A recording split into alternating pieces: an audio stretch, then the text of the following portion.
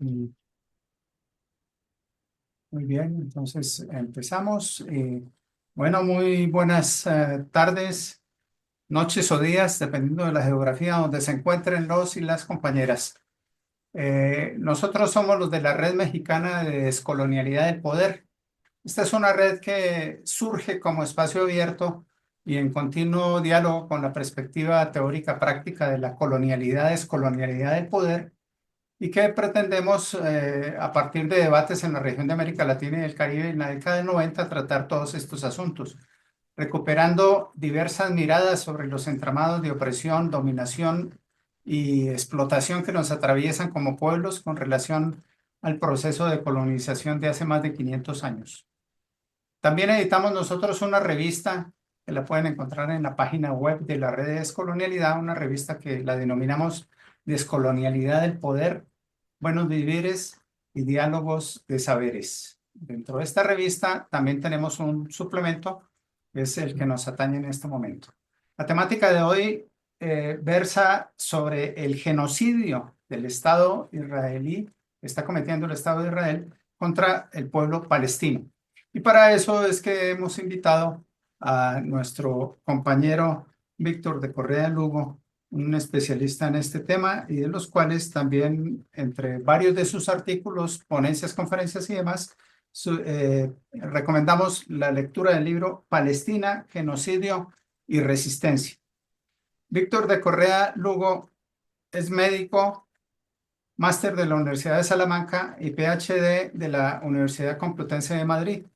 Es trabajador humanitario durante varios años, periodista independiente y autor de numerosos libros, dentro de los cuales ya mencioné uno de ellos.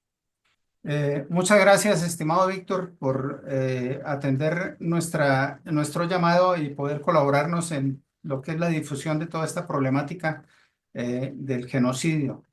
Eh, Podemos comenzar, Víctor, si gustas, con que nos dé una explicación de lo que es el sionismo y el genocidio, por favor. Vale, muchísimas gracias. Saludos a todas las personas que nos estén escuchando, que nos estén viendo y bueno, un saludo a la red y lo que implica construir redes sobre temas complejos hoy en día. Bueno, lo primero que hay que precisar es el término sionismo. Sin entender el término, me parece que no podemos avanzar. Sionismo no es lo mismo que semitismo. Por tanto, uno puede ser antisionista y eso no implica ser antisemita. Voy a decirlo de la manera más rápida posible. Semita tiene que ver con las lenguas que se consideraban semíticas. El hebreo es una lengua semita, el arameo también, pero ojo, el árabe es una lengua semita, por tanto los árabes son semitas. Cuando nos referimos al sionismo, estamos hablando de un proyecto político. Y ese proyecto político no es más que la respuesta a una problemática que es real, que no la vamos a negar, que es la persecución que han sufrido las personas de la religión judía. Los persiguió el rey Nabucodonosor, los persiguió el Imperio Romano, en la Inquisición los persiguieron los zares y finalmente a finales del siglo XIX, mucho antes de la Primera Guerra Mundial, muchísimo más antes de la Segunda Guerra Mundial, en 1897, un congreso de judíos en Basilea decide la propuesta de crear un Estado solo para judíos. Eso es el sionismo, crear un Estado solo para judíos. Y eso implica dos problemas. El primer problema es dónde lo vamos a crear. Si lo creamos en México, si lo creamos en Uzbekistán, si lo creamos en Colombia. Y ellos apuestan por varios puntos. Piensan en Uganda, piensan en Siberia, piensan en Argentina y piensan también en Palestina. Como se darán cuenta, no está asociado de manera directa a Palestina, o sea, no es una guerra religiosa ni nada que se le parezca, no fue la tierra prometida, sino digamos que era un sitio más, uno de los tantos que ellos llegaron a pensar. Y ese proyecto sionista es político, es darle una salida a una persecución histórica que ha tenido la realidad, la religión judía y sus integrantes. Ahora, ¿qué pasa con eso? Que cuando queremos construir, nos tenemos que preguntar, uno, ¿dónde construir? Y dos, el segundo gran problema, y es ¿qué pasa con los que están ahí? Entonces, finalmente deciden construir en Palestina y por eso deciden empezar una migración desde 1897. Hitler está en pañales cuando se empieza esta migración. Y es una migración que se da de manera progresiva, 1897, y durante las primeras décadas del siglo XX, con la anuencia de Inglaterra y de otros países. Eso hay que tenerlo claro. Es decir, el proyecto de colonización es un proyecto como el que se vivió en otros procesos colonizadores, pero aquí viene otro problema, y es que cuando plantean la creación de un Estado solo para judíos, la pregunta es ¿qué pasa con los no judíos? Por tanto, hay que expulsarlos, hay que limpiar el territorio. Ese proyecto sionista en el año 45 se apropia de la victimización de la Segunda Guerra Mundial. Acuérdense que en la Segunda Guerra Mundial hubo judíos asesinados, pero también hubo cristianos asesinados, hubo muchísimos negros asesinados y negras, hubo muchísimas personas de la etnia romi, de los gitanos, hubo personas discapacitadas de todo tipo, gente de izquierda, homosexuales, es decir, no fueron solo los judíos, pero ellos se apropian de eso, se victimizan y entonces aparece una narrativa que es la que oímos comúnmente, lo que la gente piensa, que es, hombre, el genocidio, perdón, la construcción de Israel se debe a la Segunda Guerra. Eso es mentira. Lo revisan históricamente, están todos los datos que ustedes quieran. Y entonces esta construcción se presenta como una alternativa, como un mecanismo de reparación. Hombre, si hay que reparar digamos, a los judíos, pues que construyan Israel en Alemania, ¿no? O que construyan Israel en Polonia o no sé dónde. Pero ¿por qué los árabes? Entonces, allí deciden construirlo y ese proyecto migratorio de los judíos se va apropiando territorio. Se apropia en el 47 del 54% por presión ante la ONU, que la ONU es la cómplice que decide partir en dos el territorio de la histórica Palestina, se apropian en el 48 de otro pedazo gracias a la guerra, se apropian de todo el territorio en el 67 gracias a otra guerra y ahora buscan continuar con la siguiente fase que es limpiar ese territorio apropiado. Por eso expulsaron cientos de miles en el 48, cientos de miles en el 67 y por eso ahora quieren borrar a Gaza. Ya sé que es muy apretado la respuesta, pero eso es lo que es el sionismo, un proyecto político que después además se ha hecho se ha apropiado de categorías religiosas y entonces ha saltado a enriquecer su argumentario diciendo es la tierra prometida, somos el pueblo elegido y a partir de ahí se vuelve incontestable cualquier discusión. Y están alimentados en un gran proyecto financiero. Acuérdense que los dueños de muchas empresas, de las dueñas de los dueños de las minas, de diamantes, los dueños de la banca internacional, pues son los judíos, los dueños de Hollywood son los judíos, con lo cual hay toda una, o judíos sionistas, es decir, no solamente son judíos, sino son judíos que plantean esta respuesta nacionalista de extrema derecha, que es la de apropiación de un territorio solo para ellos. Por tanto, hoy tenemos un mundo donde nos han vendido la idea de que los judíos son eternamente víctimas y todo lo que sabemos. Por eso BBC, CNN y los demás medios van a decir lo que los judíos quieren que digan, por eso es importante. Ahora, parte de la culminación del proyecto es crear un Estado solo para judíos. ¿En dónde? En la histórica Palestina, pero es que se toparon con una cantidad de árabes que están allí atravesados.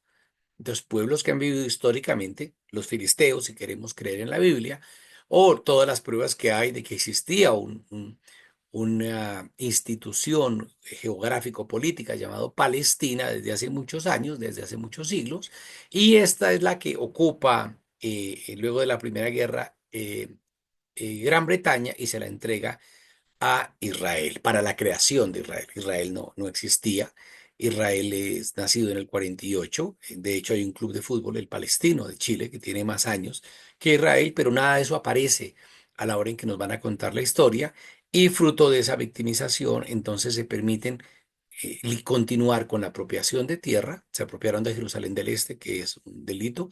Se expulsaron cientos de miles de personas, que es otro delito.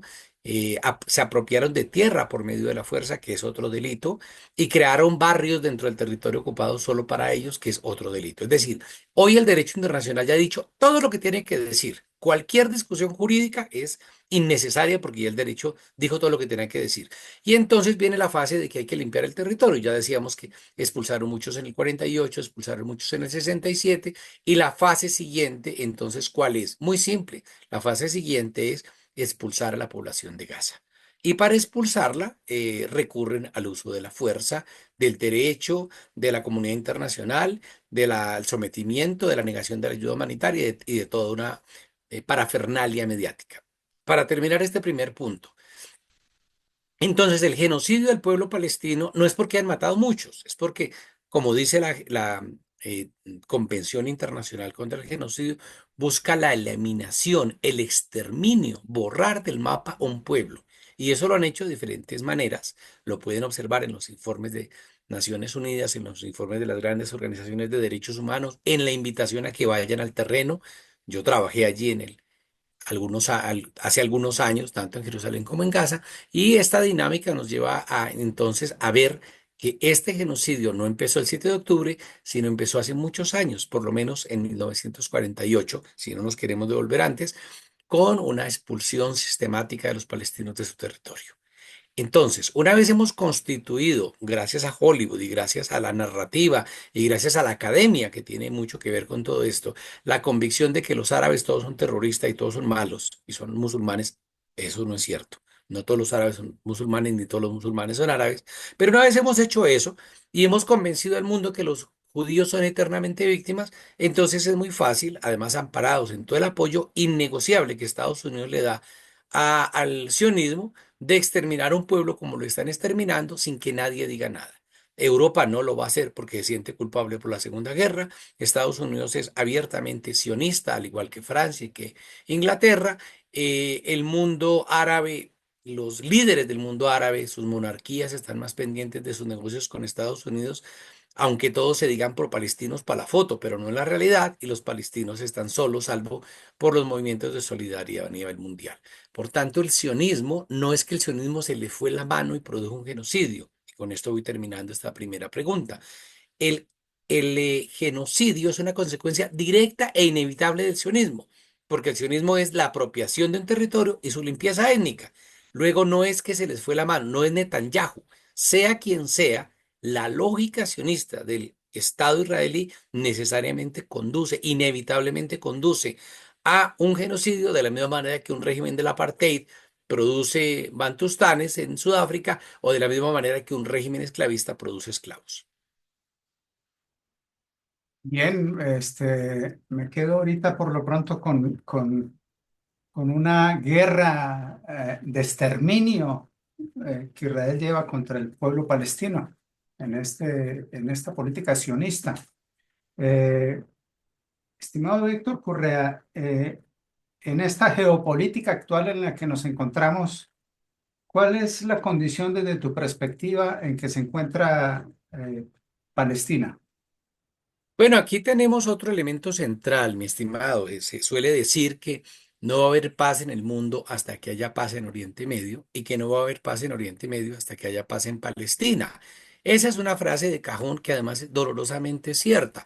Hoy por hoy sabemos que las tensiones que se vienen dando entre, por ejemplo, Israel y Turquía, por la presencia de ambos en Siria, las tensiones entre Irán e Israel, donde se han atacado mutuamente, las tensiones entre Israel y Yemen, quien ha sido país que ha sido profundamente solidario con los palestinos, la invasión de Israel a territorio libanés, sirio y palestino, nos muestran un mundo que tiene claramente unas agendas sobre la mesa. Ahora, ¿qué implica esto a la hora de leer Palestina? Primero, permítanme hacer una aclaración.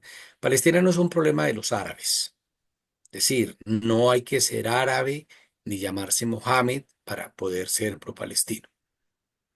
Dos, no es un problema de los musulmanes, en cuanto la guerra no es una guerra religiosa. Los judíos y los musulmanes vivieron en paz y en colaboración. Quien protege incluso a las comunidades judías de la persecución son los musulmanes. Ustedes ven barrios, las juderías, los barrios judíos, yo los he visto en Siria, en Irak, en Líbano, en Jordania, o sea, no era ninguna novedad esa convivencia. Entonces no es una guerra de orden religioso, ni es una guerra de orden cultural, porque sean árabes, ni es una guerra entre izquierda y derecha. Es decir, no está eh, leído únicamente desde eso. Ahora, que los sectores de izquierda, los sectores musulmanes, los sectores árabes son más proclives a ser solidarios por su empatía, por su identidad, por su cercanía con la causa palestina, pero no hay que ser ni marxista, ni hay que ser árabe ni musulmán para defender a los palestinos. De hecho, una de las grandes preocupaciones es cuando se plantea un discurso de que los palestinos, yo voy a ayudar a los palestinos, sí, y solo si los palestinos cumplen con algunos requisitos. Entonces le decimos a los palestinos que tienen que ser, pues, socialistas, antiimperialistas, laicos, antipatriarcales y de todo, y si no, yo no los ayudo. Es una cosa terrible la confusión que se da. Segundo, en el plano jurídico, como ya lo desarrollé, ya el derecho ha respondido absolutamente todo. Incluso, quiero resaltar una cosa, el derecho internacional humanitario, los invito a que lo lean, deja claro que cuando se produce una ocupación de un Estado sobre un territorio, eso es un crimen, eso es un delito. La Corte Internacional de Justicia aprobó el año pasado, aprobó una opinión consultiva en la que demuestra claramente que la ocupación que hace Israel sobre Palestina es ilegal. Pero además el derecho internacional dice que los pueblos ocupados tienen derecho a oponerse a la ocupación, incluso por medio de las armas. Por tanto, la acción militar de la resistencia contra objetivos militares israelíes es jurídicamente válida. Más allá de su legitimidad política y ética, jurídicamente es válida y podemos discutirlo con el abogado que quiera. ¿Por qué? Porque estamos frente a una ocupación y porque ese pueblo tiene derecho a, resistirse a la ocupación. Sería terriblemente de doble moral sugerir siquiera que los palestinos, por ser musulmanes los que lo son, o cristianos los que lo son, o árabes los que lo son, no tienen derecho a resistir. Los demás pueblos sí, pero no, pero los palestinos no. Así como saludamos la resistencia judía en el gueto de Varsovia o la resistencia francesa en las calles de París, de igual manera debemos saludar y reconocer lo que significa la resistencia palestina. En ese entorno internacional, entonces, se da cuando aparece un fenómeno de expansión. Es un fenómeno colonial, absolutamente el que desarrolla Israel. Por un lado, por la formación de colonias, como su nombre lo indica, por su apropiación del territorio, pero además por su sueño expansionista. Israel no sueña solamente quedarse con Palestina, reclama para sí territorios del Líbano, de Siria, de Irak, de Irán, de Jordania, dentro de un sueño expansionista. Y ese sueño expansionista parte de otra premisa y es la superioridad moral, que es absolutamente terrible, ¿no? Creer que este pueblo es el pueblo elegido y por tanto es superior a los demás. Yo creo que esa renuncia brutal, descarada a la universalidad de los derechos hace que no estemos frente a seres humanos con igualdad de derechos, sino la idea de un pueblo elegido. Entonces nosotros somos mejores que los otros por un esencialismo, muy además aplaudido por la posmodernidad, de que los judíos son mejores porque son judíos, sí porque sí. Pues yo no creo que, yo no me considero ni mejor que ellos, ni inferior que ellos. Pero esa renuncia universal a los derechos humanos y a el concepto de persona, la necesidad de ponerle adjetivos, ha alimentado dramáticamente un discurso sionista con el cual ellos se colocan como las grandes víctimas. Entonces, una vez se consideran el pueblo elegido y se victimizan, eso es lo discursivo, lo narrativo, lo mediático, pero lo que hay de fondo es un gran poder político que se mueve hacia la construcción de un Estado. En ese orden de ideas han sido capaces de conquistar la voluntad de Estados Unidos, pero no ahora. El señor Donald Trump no es más sionista que lo fue Biden o que lo fue Obama o que lo fue Bush padre o Bush hijo o Reagan. Cualquiera de ellos eran absolutamente sionistas. Pero además de eso, recordemos que los gobiernos rusos también han sido, debido a la gran migración de judíos desde Rusia y Ucrania a territorios de lo que ahora se conoce como Israel, pero no solo por eso, también había una actitud bastante complaciente en últimas. Los imperios, los grandes imperios, no se han jugado por Palestina como deberían. Ahora uno ve una actitud en medio del genocidio de parte de Rusia y de parte de China que es mucho más loable, pero sin embargo su política general de relaciones con Israel ha mantenido al Estado de Israel como tal. En el caso de algunos gobiernos de la región, como Turquía, a Turquía no le importa absolutamente nada del pueblo palestino, al gobierno turco. La prueba está en que Erdogan dice continuamente que eso es un genocidio, pero permite por su tierra el paso del 70% del territorio, del petróleo que llega a Israel. fundamentalmente de Azerbaiyán. Si el gobierno turco realmente quisiera acabar el genocidio, le bastaría con cerrar la llave del petróleo que le viene Israel. Los países cercanos como Emiratos Árabes, Arabia Saudita, Jordania han hecho rutas de combustibles y de comercio para venderle alimentos a Israel en el mismo momento en que los palestinos están muriendo de hambre.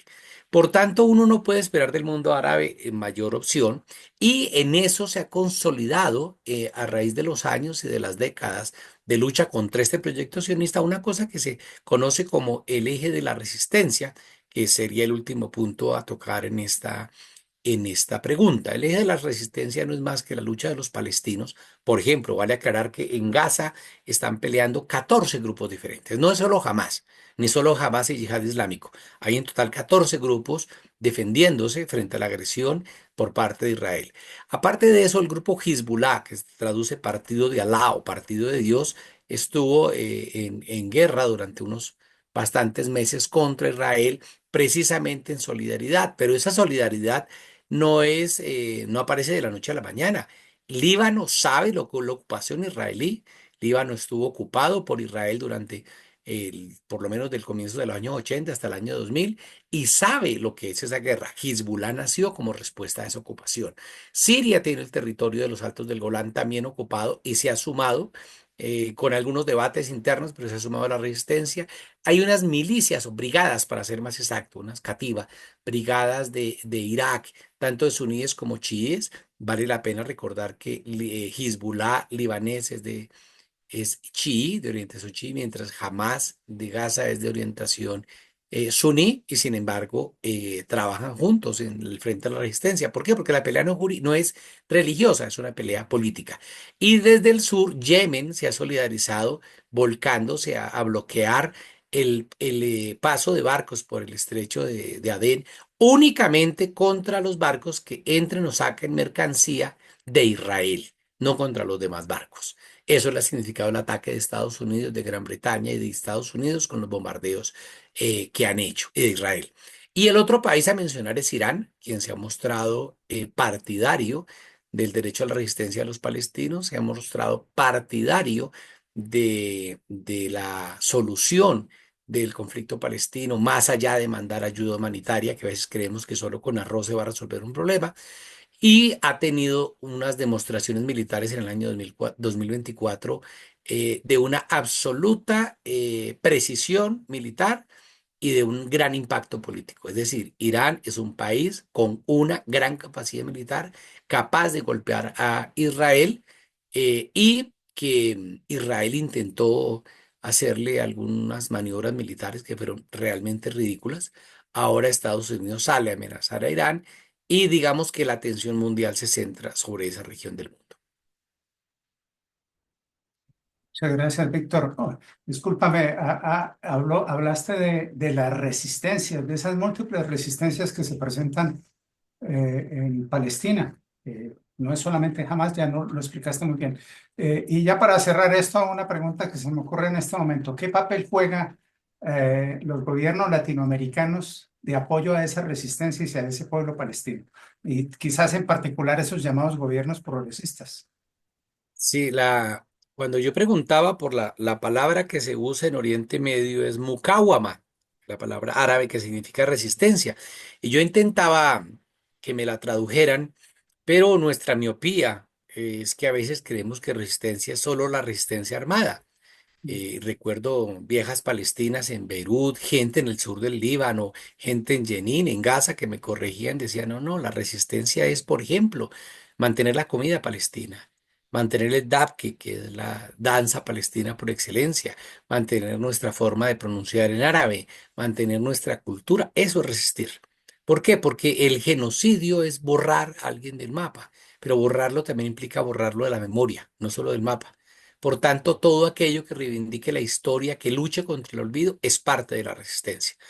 En mi canal de YouTube, es victordecurrealugo.com, victordecurrealugo.com, hace poco subí un testimonio que nos manda una muchacha de 21 años musulmana desde el norte de Gaza y en la cual nos muestra una cosa muy interesante y es cómo muchachos, ella y sus hermanos y otra gente, se reúnen para hacer tiendas de campaña, para hacer escuelas, para hacer el acueducto, para hacer sistemas de agua, para poner paneles solares, para hacer conexiones a internet, para distribuir comida, para llevar agua a la gente. Y uno dice, todo eso es resistencia. No es lo opuesto a la resistencia armada, es el complemento de la resistencia armada que jurídicamente es válida y políticamente es legítima. Esa resistencia pues tiene un origen y es en el fracaso de otras soluciones, así como se podría, sin duda alguna, justificar el levantamiento, permítanme repito, del gueto de Varsovia, el levantamiento armado de la gente. Así los vayan a matar, es que igual los iban a matar.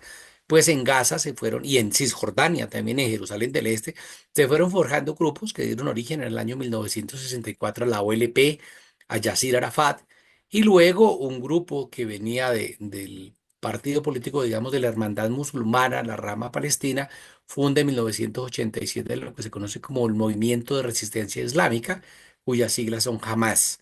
Hamas es una organización militar, político-militar, que se centra en un elemento nacionalista, en un elemento musulmán y en su condición de palestinos de resistencia.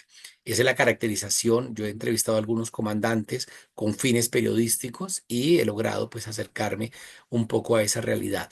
Y ellos han desarrollado dentro de sus múltiples operaciones la operación del 7 de octubre, que ustedes recuerdan, 7 de octubre del 2023 hacen una operación contra Israel. A ver, esto no empezó el 7 de octubre, empezó mucho antes y es una operación que podemos examinarla del derecho internacional humanitario, del que México, Colombia y todos los países de la región hacen parte. Sería ridículo y contradictorio, además de perverso, decir somos partes de un pacto internacional, pero no respetamos las categorías de lo que dice el pacto. Bueno, esa resistencia se ha desarrollado y ha logrado volver a colocar, yo creo que el gran éxito de Hamas ha sido volver a colocar en la agenda palestina. El genocidio de los palestinos ha sido constante. Voy a dar solo un ejemplo. La demolición de casas en Israel es legal. Es decir, existe una norma que permite que una persona, sin ser condenada, solo por sospecha, o sea, nada de debido proceso, nada de presunción de inocencia, la basura, se le puede demoler su casa. Es decir, que el castigo no es solo para él, sino para su familia. O sea, castigo colectivo, nada de responsabilidad penal individual. Es decir, se han llevado por delante lo mínimo del derecho penal y del derecho internacional. Es, y entonces desde allí han ido demoliendo casas por orden judicial, orden de juzgados israelíes. Curiosamente, nos encontramos con que entre el año 1967 y 2010 se demolieron más de 25.000 casas con orden judicial. La cantidad de niños asesinados en la primera y la segunda intifada, la cantidad de prisioneros y prisioneras en las cárceles de Israel es brutal. La violencia sexual contra niños y niñas, varones y mujeres es continuo. Los asesinatos selectivos, el ataque a ambulancias, a hospitales, todo eso genera también una respuesta. Ahora, si queremos quedarnos solo en el 7 de octubre, estamos ubicando mal, estamos diciendo el malo es el que se defiende. No. El malo no es el que se defiende, el malo es el que ocupa, el malo es el que bombardea hospitales, el malo es el que usa armas prohibidas como el fósforo blanco, el malo es el que viene dinamitando Palestina por décadas y se produce una respuesta. Esa respuesta genera además un movimiento mundial de solidaridad donde se han dado cosas interesantes. Creo que Colombia, no porque sea colombiano y no porque tenga empatía con el gobierno del presidente Petro, creo que ha hecho cosas muy importantes. Colombia era llamado el Israel de América Latina. Logramos que se rompieran relaciones internacionales, en parte por la decisión política del presidente Petro, pero no lo neguemos, en parte por la presión de la sociedad colombiana que ha dicho no más a las relaciones internacionales con Israel. Se ha suspendido la venta de carbón, se ha suspendido la compra de armas, se ha apoyado en la Corte Internacional de Justicia el proceso que inició Sudáfrica, proceso muy de solidaridad al que se han sumado varios países de América Latina para condenar a Israel por genocidio. Aparte de eso, Colombia ha contribuido con ayuda humanitaria que se ha llevado a Gaza, ha reconocido al Estado palestino al punto de que ya queda clara la decisión del presidente Petro de crear una embajada y hay una serie de proyectos en curso de solidaridad con los palestinos. Eh, Sé que en Chile se ha movido la sociedad ya no en torno a la Corte Internacional de Justicia que juzga estados, sino en torno sobre todo a la Corte Penal Internacional. Venezuela también se ha sumado, igual Bolivia, varios países de Centroamérica. Yo he tenido la posibilidad de estar en algunos seminarios en Guatemala, en Venezuela, a favor de la causa palestina. Salvador aprovechó y creó un museo de la causa palestina. Sabemos de las movilizaciones, especialmente el movimiento estudiantil que se han dado en México, en Chile, en Colombia. Brasil ha organizado una serie de foros y movilizaciones. Es decir, la sociedad ha ido dando cuerpo a eso que podríamos llamar sociedad, solidaridad latinoamericana con Palestina. Pero en el caso de los gobiernos, y con esto voy terminando, yo esperaría una mayor integración entre los gobiernos. Pienso que tener al presidente Boric en Chile, al presidente Lula en Brasil, al presidente Petro en Colombia, al presidente Claudia en México, podría dar lugar a algún tipo de frente internacionalista de solidaridad. Más allá de declaraciones, los palestinos necesitan hoy por hoy ayuda humanitaria y acciones jurídicas. Una acción jurídica ante la Corte Internacional de Justicia como bloque latinoamericano o ante la Corte Penal Internacional podría ayudar. Un llamado a medidas económicas como las que se usaron contra Sudáfrica. No estoy diciendo nada ilegal. El régimen del apartheid en Sudáfrica cayó gracias a la cooperación internacional en términos de bloqueos de todo tipo contra ese régimen nefasto. Lo mismo podemos hacer contra Israel, pero también podemos llamar a la solidaridad material, que es la solidaridad de la ayuda humanitaria, de la alimentación y de la salud. En Colombia, cuando uno dice eso, lo acusan de asistencialista. Bueno, lo que un palestino con hambre necesita es un plato de comida, no un discurso sobre el derecho a la alimentación. Ahí también podemos estar haciendo cosas. Entonces, hay una serie de tareas por explorar y creo que hay países latinoamericanos dispuestos a hacerlo, pero la coordinación interestatal de los frentes latinoamericanos, de los países progresistas, podría ser un paso. Ya lo presentaron algunas propuestas por parte del gobierno del presidente Petro en la CELAC. En eso habría que ahondar y y combinar las acciones jurídicas con las acciones militares, con la presión política para solidarizarse con el pueblo palestino. Bueno, mi estimado Víctor de Correa de Lugo, inmensamente agradecidos y nuestra gratitud de toda la red mexicana de descolonialidad por tus palabras, por tus enseñanzas, por tu aportación y seguimos en contacto. Un abrazo y que estemos bien. Lo Inmensa mismo para ustedes. Muchísimas gracias y seguimos en la lucha, compañeros y compañeras. gracias. Chao.